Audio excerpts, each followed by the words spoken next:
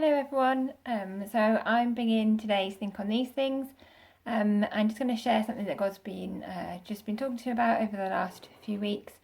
I've been reading 1 Samuel and going into 2 Samuel, and just really feel like God's been just highlighting to me how well David waited.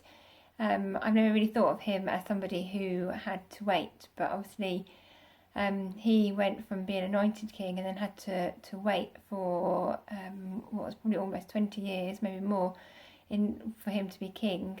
And actually it just struck me how well he waited.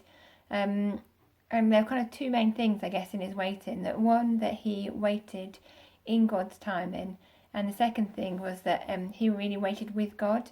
So the first thing, him waiting in God's timing, so he probably would have been 10 to 15 years old when he was anointed by Samuel, and he was 30 before he became the king of Judah, and then he had to wait another 7 years before he became the king of Israel.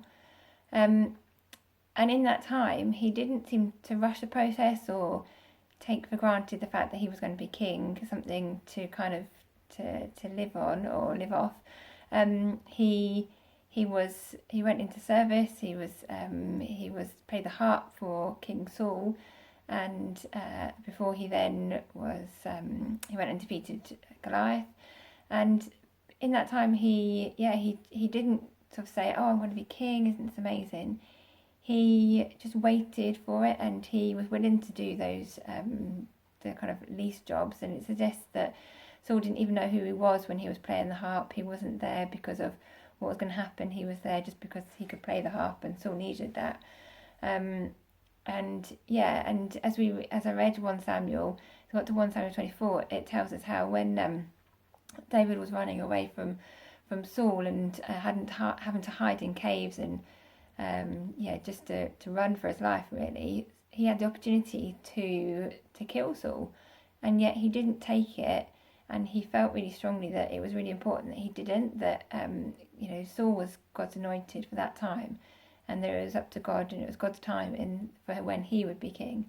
And it just really struck me that it's so easy to try and speed things up, try to do things in our time, and then sometimes when we're waiting for things, we really feel God's got something for us, but we hurry the timing along.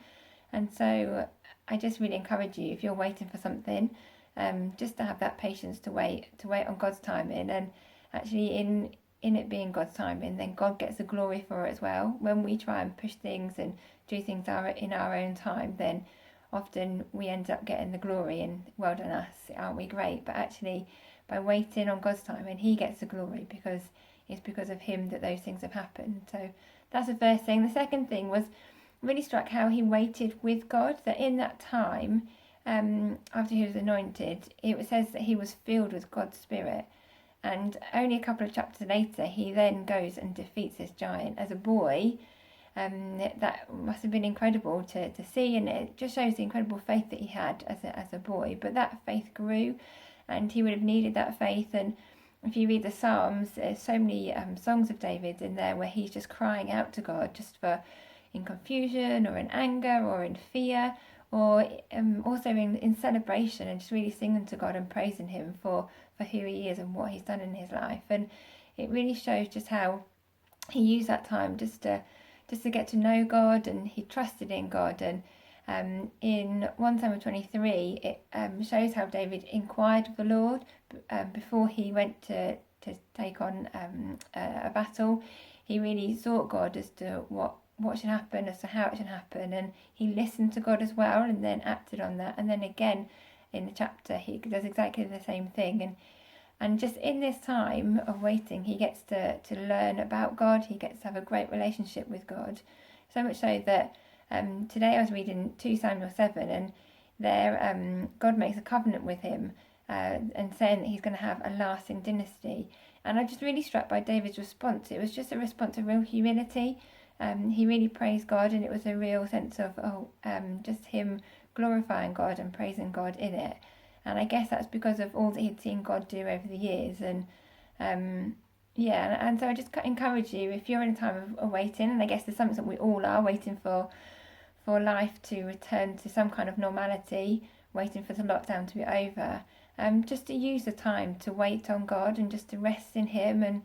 And some of you might find you've got some extra time at hand, and I just really encourage you just to get into His Word and just to use it to get to know God more and more, so that so that you're really filled up. And actually, for David, he needed that time to get to know God, and it made him a better king because of it. And for us, I really believe that actually, if we spend more time with God, and in this time when we have perhaps more time, to spend that time with Him, to get grounded in Him, and that God will use that when we're out of this season to really glorify Him.